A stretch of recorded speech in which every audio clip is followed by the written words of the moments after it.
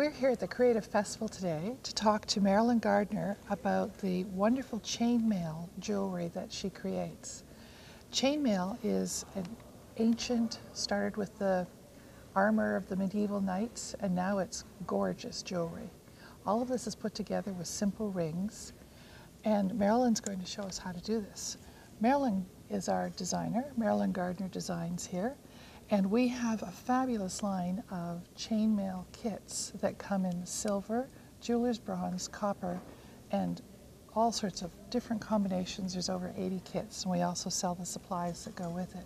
So tools and separate rings, so beautiful clasps, everything we need to make gorgeous jewelry. Now Marilyn's going to demonstrate how to start off a kit. We have a set of instructions. Our rings are laid out according to the sizes required by this pattern and kit, and we have tools. To do chainmail, you need 2 pairs of pliers and one in each hand to open and close the rings, and it's just opening and closing the rings in these patterns that give us the beautiful effects of the different sets you can see here.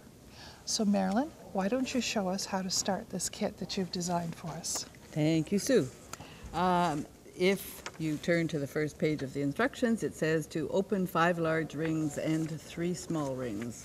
So we're making a pair of earrings We're making here. a pair of earrings, and the sample pair of earrings that we're making is this pair right at the top. So this is called a bubble pattern, this particular pattern. It can be extended into this beautiful bracelet. And that's one of the fun things about chainmail is they can be modified. This could be a bracelet, it could be a gorgeous necklace. I made this as a necklace for my girlfriend. Yeah. So I'll let you carry on, thank you. Okay, I'm going to open 5 jump rings. And to open the jump rings, I've got my pliers. The opening of the jump ring is at 12 o'clock. I'm holding the side of the jump ring like so, the other side of the jump ring like so. My right hand is the one that does the work, and I'm going to turn the side of the jump ring towards me to open the jump ring. And I'm going to open these 5 large jump rings. That looks pretty easy. It's simple, simple, simple. So these rings have a cut in the top. Mm-hmm. So that's what you're saying, put it 12 o'clock, and now you're just opening them. So the instructions have told us to open 5 large rings, and I see you've got them laid out. I guess this is one earring and this is the other earring. That's correct. Okay. And we're using the jeweler's bronze. This is a very reasonable priced kit because of the jeweler's bronze. Yeah, jeweler's bronze is an alloy of copper and zinc, and the color is very much like the color of gold, except it doesn't cost like gold. Yes, the cost of gold is pretty crazy. Now we also have silver here, much more economical, I guess. But of course, the copper and jeweler's bronze would be the least expensive choices. Yeah, I'm putting on my glasses because I have to close these two. I guess the good light and glasses is... And these are magnifier glasses. When jump rings are made, they're just slightly open because they're... coil? To make jump rings, there's a big, long coil, and then you take a saw and saw down the center of the coil, and when the jump rings fall off, they're open just a wee little bit, but these need to be closed, and they need to be closed perfectly. Now you make all your own jump rings, right? We do. Yeah, I know sometimes people have told us they bought rings elsewhere and that they don't close as nicely as ours. Yeah. And I think it's just all of the tools and practice that you've had. And so there, I've got 2 rings that are perfectly closed. So your steps have said open 5 big ones, open 3 little ones, and then close 2 small rings. ones. And then it says to pick up an open small ring, which I'm going to do. And it says to hook on these 2 closed ones, and then to hook on the ear wire, and then close that ring. So I guess we're starting at the top of the earring. We're starting at the top of the earring. And there's what we've got so far. And that's a start. That's the start.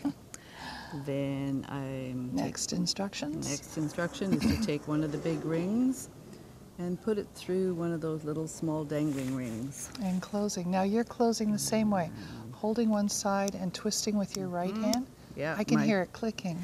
That's the ends of the wire touching each other. And you have a good look and make sure you can't even see where that's closed. That's the name of the game. She's good at this, really. Yes. And then I'm going to put another open ring through the other dangling ring, and I'm going to close. Click, click, click. That's great. Click. Now I've got, you can see there's a large ring in each of those small ones. Right. Okay. This looks pretty easy so far. A lot of your kits I see are marked as beginner. Yeah, there's beginners, and there's some that are listed as beginner, and beginner plus. Yeah. And then there's a few that are intermediate. Yeah. And one real advanced. One real advanced one. Yes. Yes. One that I needed some help with. It's a challenge. But these, I mean, most of the kits that I see here in the wall are beginners, absolute beginners. And so really the benefit of having a class is knowing how to open and close the rings, your first pattern. Yeah, and orient towards how following the patterns instructions. Work, right? Because when I'm teaching classes, some people learn by reading the stuff. Some people learn by looking at the photographs, the photographs, and some people learn by listening and watching. So and of course reinforcing it by doing it. Yeah, try to cover everything. So I think this shows your training as a retired teacher. Could be. Could be. Could yes. Knowing how to organize information and present it in different learning styles so that people understand the instructions and your demonstration as well. Okay, next step. Next step. Next step. I tell people when I'm teaching a class to think of these as 2 tomatoes sitting in a sandwich, and we've got to put the bread on. And so this ring is going to go through those 2 small rings and cover one side of those 2 tomato slices. Okay, now you're making me hungry. And now I'm going to turn it over, and I'm going to put the other slice of bread on. And there's the 2 rings, and so I'm going to, whoops, have I got the right side? This side. And there's the 2 tomato slices, and I'm going to go through those 2 rings again with this one. And of course our pattern has little photos with each step and the little rings marked as well, so you know which is ring 1 and 2. Yep, they're all numbered. Great. Okay. Okay, and if you can see through there, there's an opening there, and there's an opening there. And I'm going to put the next 2 small rings through a slice of bread, one of the tomatoes, and the other slice of bread. So I didn't know you used that analogy. You didn't know that, huh? Never taken this class. So, gotta catch this. Right so I see this there. finishes with a bead too. So it's got a little dangly bead. That's really pretty. And of course, there's a million choices of beads here at the show of what you'd like to put in. But we're using 2 handmade lampwork beads that are really pretty, nice and sparkly. Okay, so I'm ready to put the second little one through that opening. So is there mayonnaise on this sandwich? I don't like mayonnaise. Oh, sorry. Sorry. Okay. Yeah, so no mayonnaise. So we now have the 2 dangly rings at the bottom. And you can see that little bubble effect. That's why they're called bubble earrings. Champagne bubbles. Champagne bubbles. Champagne bubbles, yes. Okay. The final ring is the one I'm going to put the teardrop bead on. And it just fits on beautifully. And it's going to go through those 2 bottom rings. Well, that's certainly the benefit of buying a kit, is that everything fits beautifully. And we now have, and I like black with the jeweler's bronze. Yes. So that's why I picked a black It's one. an elegant The combination. sample one is a different color green, over here. It's a blue-green color. So we have an earring. We have an earring. That's gorgeous. Isn't that pretty? Yeah. And I've got a black dress I could wear that with. Don't we all? So we have enough to do the second earring, but you've got one done. Got one It would done. take no time. So let's talk for a minute about the silver, because I know you carry several different types of silver.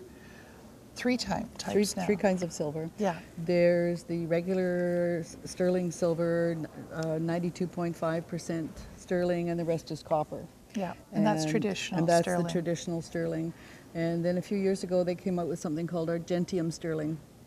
And the Argentium sterling is the 92.5% sterling, but the other percentage is a patented alloy developed in Europe that has something called germanium in it. And the benefit of that kind of silver is that it doesn't tarnish as quickly, and it can be used, it doesn't fire scale, and that only makes sense if you use a torch with silver.